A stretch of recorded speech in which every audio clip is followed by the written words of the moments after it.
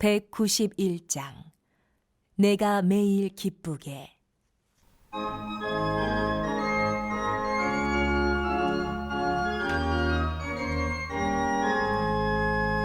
내가 매일 기쁘게 술래에게 행함은 주의 발이 나를 안보하리요. 내가 주의 특목을 받는 참된 미련은 주의 영이 함께하리라.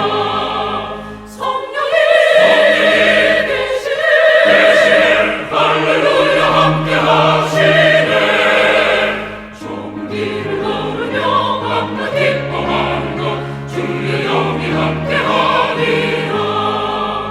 전에 죄에 빠져서 평안함이 없을 때 예수 십자가의 공로 힘입어 그 발 아래 엎드려 잠든 평안함은 주의 영이 함께하리라. 성령이 계시네 할렐루야 함께하시네.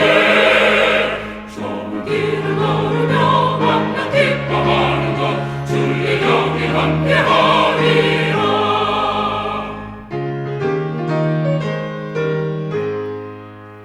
나와 동행하시고 모든 염려하시니 나는 숲의 새와 같이 길보다. 나와 동행하시고 모든 염려하시니 나는 숲의 새와 같이 길보다. 내가 기쁜 마음으로 주의 뜻을 행함은 주의 영이 함께하리라. 성령이 계시네 할렐루야 함께하시네. 좁은 길을 걸으며 밤낮 기뻐하는 것 주의 영이 함께하리라. 세상 모든 욕망과 나의 모든 정욕은 십자가의 이미 못을 막았네. 어두운 밤이 지나고 무거운 짐 벗으니 주의 영이 함께하리라. 성령이 계시네 할렐루야 함께하시네. 좁은 길을 걸으며 밤낮 기뻐하는 것 주의 영이 함께하리라.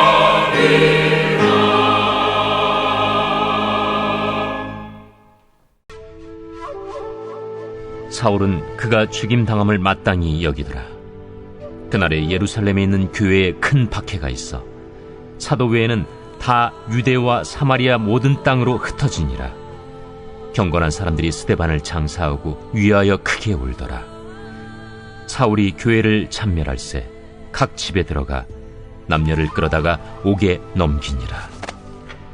그 흩어진 사람들이 두루 다니며 복음의 말씀을 전할세 빌립이 사마리아 성에 내려가 그리스도를 백성에게 전파하니 무리가 빌립의 말도 듣고 행하는 표적도 보고 한 마음으로 그가 하는 말을 따르더라. 많은 사람에게 붙었던 더러운 귀신들이 크게 소리를 지르며 나가고 또 많은 중풍병자와 못 걷는 사람이 나으니 그 성에 큰 기쁨이 있더라. 그 성에 시몬이라는 사람이 전부터 있어 마술을 행하여 사마리아 백성을 놀라게 하며 자칭 큰 자라 하니 낮은 사람부터 높은 사람까지 다 따르며 이르되 이 사람은 크다 일컫는 하나님의 능력이라. 오랫동안 그 마술에 놀랐으므로 그들이 따르더니 빌립이 하나님 나라와 및 예수 그리스도의 이름에 관하여 전도함을 그들이 믿고 남녀가 다 세례를 받으니 시몬도 믿고 세례를 받은 후에 전심으로 빌립을 따라다니며 그 나타나는 표적과 큰 능력을 보고 놀라니라. 예루살렘에 있는 사도들이 사마리아도 하나님의 말씀을 받았다 함을 듣고 베드로와 요한을 보내매 그들이 내려가서 그들을 위하여 성령 받기를 기도하니 이는 아직 한 사람에게도 성령 내리신 일이 없고 오직 주 예수의 이름으로 세례만 받을 뿐이더라. 이에 두 사도가 그들에게 안수함에 성령을 받는지라. 시몬이 사도들의 안수로 성령 받는 것을 보고 돈을 들여 이르되 이 권능을 내게도 주어 누구든지 내가 안수하는 사람은 성령을 받게 하여 주소서. 베드로가 이르되 내가 하나님의 선물을 돈 주고 살 줄로 생각하였으니 내 은과 내가 함께 망할지어다.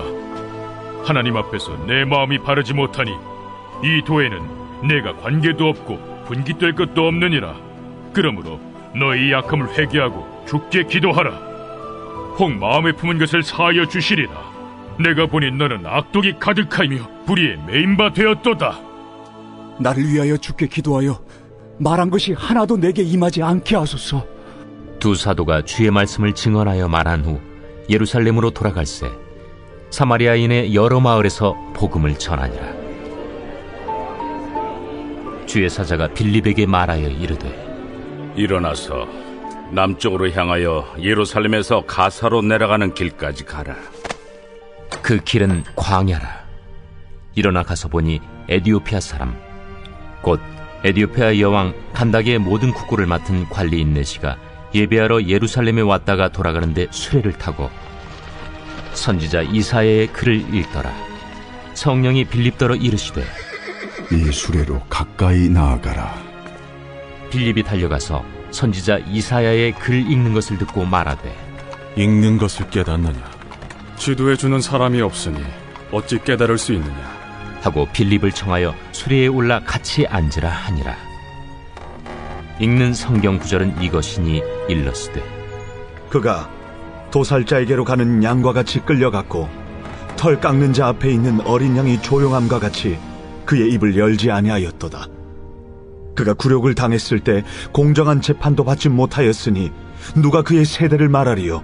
그의 생명이 땅에서 빼앗김이로다. 하였거늘 그 내시가 빌립에게 말하되 청컨대 내가 묻노니 선지자가 이 말한 것이 누구를 가리킴이냐? 자기를 가리킴이냐? 타인을 가리킴이냐? 빌립이 입을 열어 이 글에서 시작하여 예수를 가르쳐 복음을 전하니 길 가다가 물 있는 곳에 이르러 그 내시가 말하되 보라, 물이 있으니 내가 세례를 받음에 무슨 거리낌이 있느냐? 이에 명하여 수레를 멈추고 빌립과 내시가 둘 다 물에 내려가 빌립이 세례를 베풀고 둘이 물에서 올라올새 주의 영이 빌립을 이끌어간지라. 내시는 기쁘게 길을 가므로 그를 다시 보지 못하니라. 빌립은 아소도에 나타나 여러 성을 지나다니며 복음을 전하고 가이사라에 이르니라. 자, 오늘 우리가 함께 나눌 말씀은 사도행전 8장 말씀입니다. 자, 사도행전은 교회의 시작에 대한 말씀이라고 지난번 설교에 말씀드렸죠. 이렇게 시작된 교회의 외형적인 모습은 6장에서 집사를 세우는 것으로 완성이 됩니다.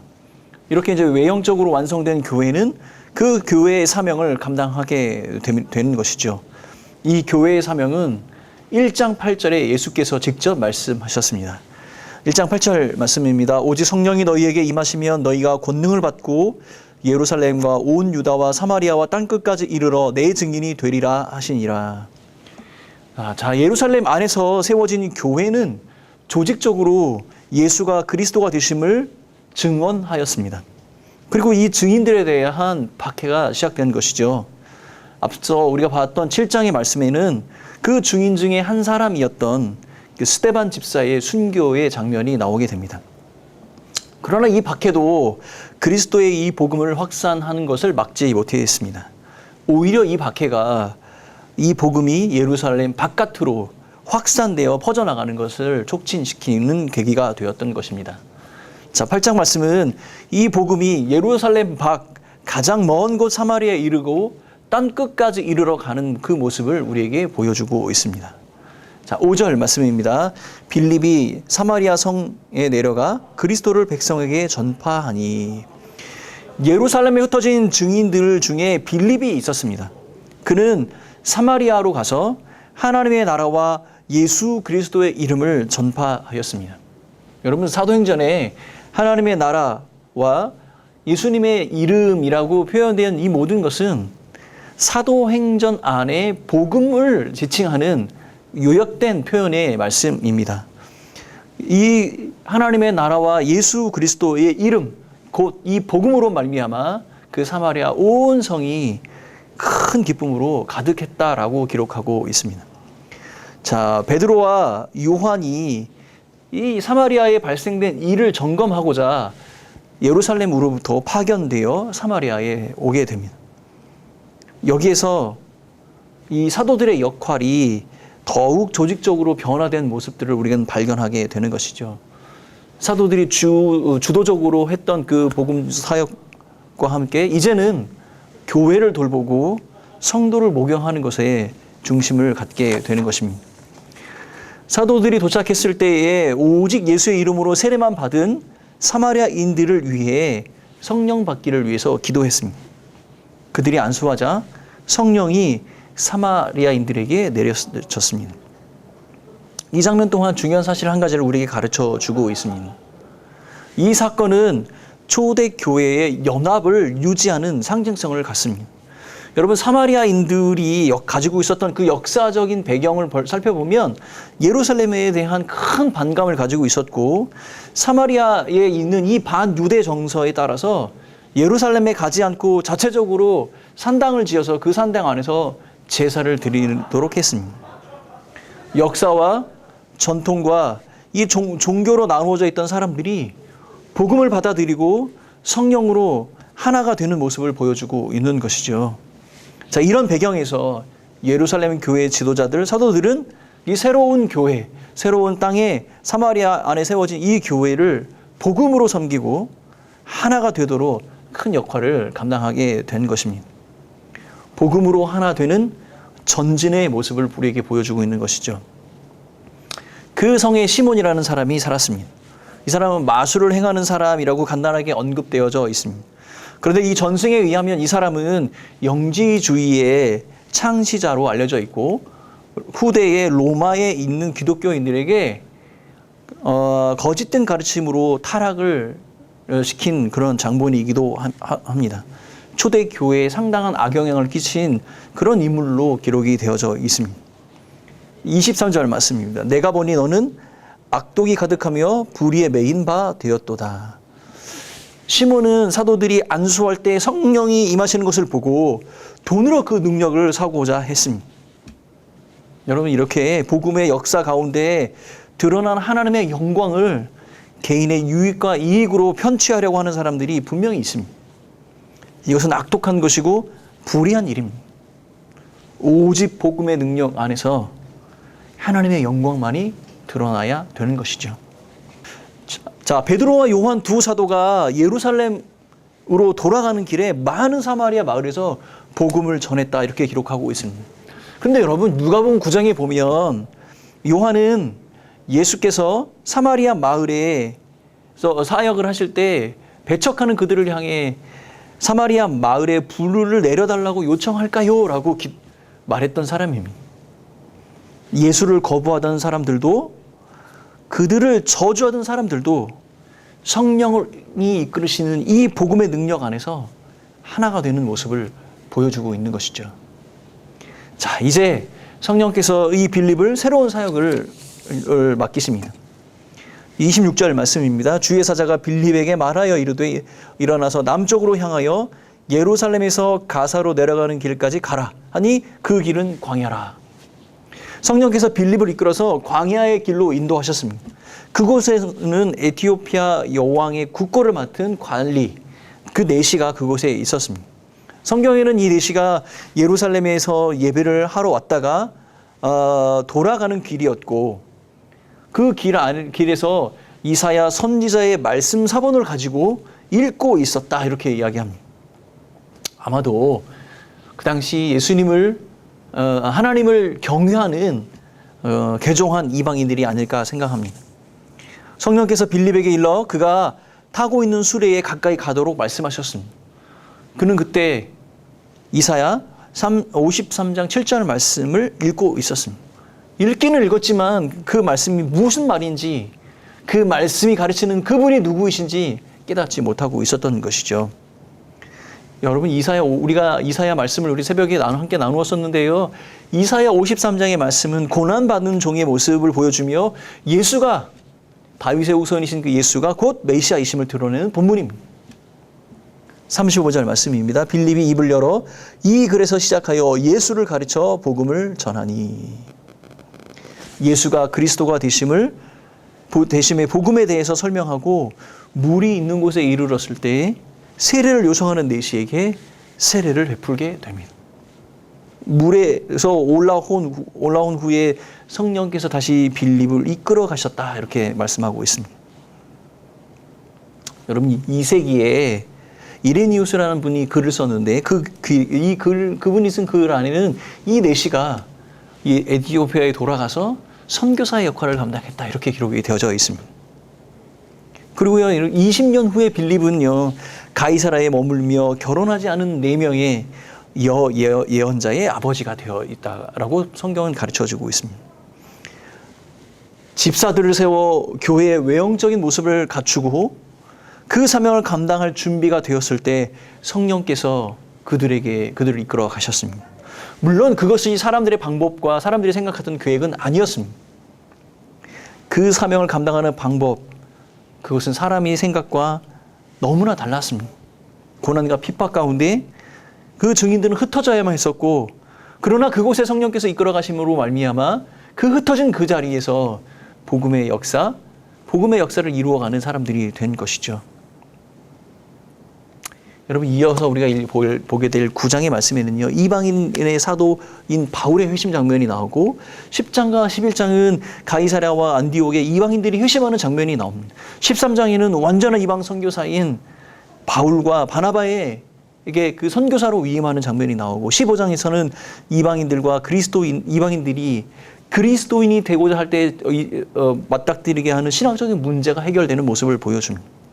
여러분 누가가 사도행전을 기록하는 의도일 수도 있겠지만 이 각 장들의 이 흐름들을 살펴보면 하나님께서 이 지상명령 성취라는 큰 비전 앞에 사람들을 이끌어 가시고 교회를 이끌어 가시는 모습들을 우리가 보게 되는 것입니다.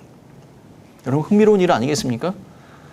우리가 생각하는 방식과 우리가 원하는 방식이 아닐지라도 하나님께서 약속하시고 하나님께서 베푸신 그 복음의 은혜는 성령께서 이끌어 가시는 이끄시는 방법대로 그렇게 흘러가게 되는 것입니다.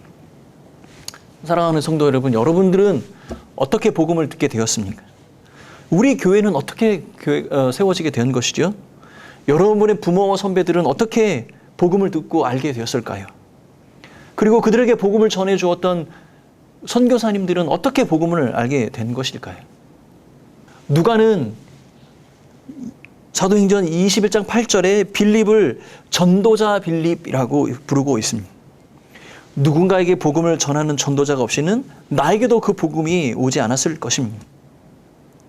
하나님께서 우리에게 성령을 주신 분명한 이유는 각자의 삶의 현장에서 이 복음의 전도자의 역할을 감당하기를 원하시기 때문 아닐까요? 그러므로 초대교회에서 시작된 그 성령의 이끌어가심, 성령께서 이끌어가시는 교회, 그 성령께서 이끌어가시는 그 교회 안에 있는 성도의 삶은 바로 이 복음 전도자의 삶이어야 하는 것입니다. 사랑하는 성도 여러분, 우리의 삶이 복음과 사랑의 통로가 되기를 간절히 소원하는 마음으로 오늘 한 날도 성령께서 우리에게 말씀하시는 대로 순종하며 그 능력을 덧입는 오늘 한 날 되시기를 예수님의 이름으로 축원합니다. 하나님께서 함께 하십니다. 그 성령이 여러분들을 이끌어 가실 것입니다. 그가 우리에게 주신 대로, 그가 우리에게 말씀하게 하시는 대로 복음을 전하고 전도자의 삶을 사는 우리 모두가 되기를 간절히 소원합니다. 기도하겠습니다. 사랑하는 하나님 아버지, 성령께서 이끌어 가시는 교회에 사명을 이루는 교회, 그 사명을 이루는 교회 안에 하나님과 동행하는 성도의 삶은 바로 그리스도의 복음을 마음껏 전하는 자들인 것을 기억하는 우리 모두가 되게 하여 주옵소서. 성령 하나님, 오늘도 우리와 동행하여 주셔서 우리의 삶으로, 우리의 삶의 현장에서 전도자로 불림을 받는 우리 모두가 될 수 있도록 축복하여 주옵소서. 감사하고 이 모든 말씀 예수님의 이름으로 기도하오며, 지금은 우리 복음의 근원이 되신 예수 그리스도의 그 크신 은혜와 하나님 아버지의 사랑하심과 성령의 인도하심과 동행하심이 이 자리에 머리 숙인 온 성도들과 교회 공동체 위에 영원히 함께 있을지어다. 아멘.